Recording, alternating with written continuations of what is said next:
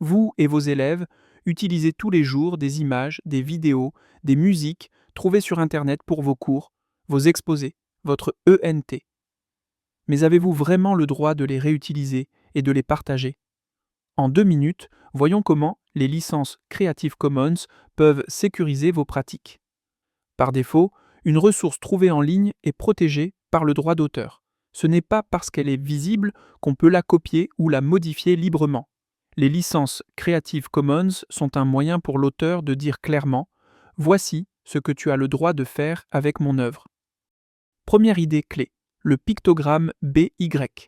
Quand vous voyez BY, cela veut dire « Tu peux réutiliser, mais tu dois me citer ». Pour nous, enseignants, c'est très simple à mettre en œuvre.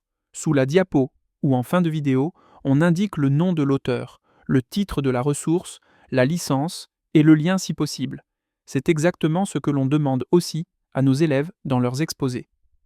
Deuxième idée, NC pour non commercial.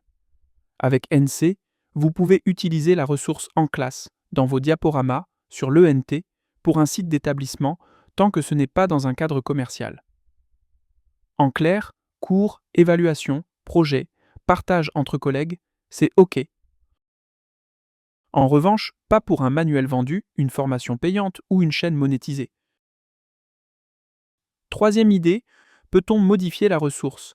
SA, Share Alike, signifie tu peux adapter, remixer, mais si tu republies, tu gardes la même licence.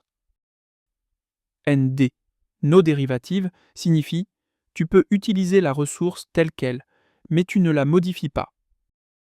Concrètement, si vos élèves font un montage vidéo à partir d'une ressource en ND, ils n'ont pas le droit de la couper ou de la transformer. En SA, ils peuvent, à condition de garder la même licence sur leur production. Prenons un exemple. Vous trouvez une image avec la mention CCBY-NC. Qu'est-ce que cela veut dire pour vous? Vous pouvez l'utiliser dans vos cours, dans les diaporamas de vos élèves, la déposer sur l'ENT ou l'intégrer dans une capsule vidéo hébergée par l'établissement. Vos obligations.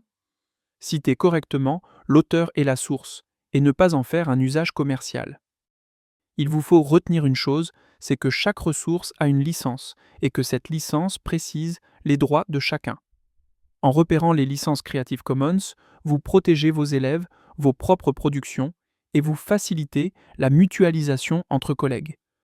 Dans une autre capsule, on pourra voir comment choisir une licence pour vos supports et l'indiquer clairement sur vos vidéos ou vos documents.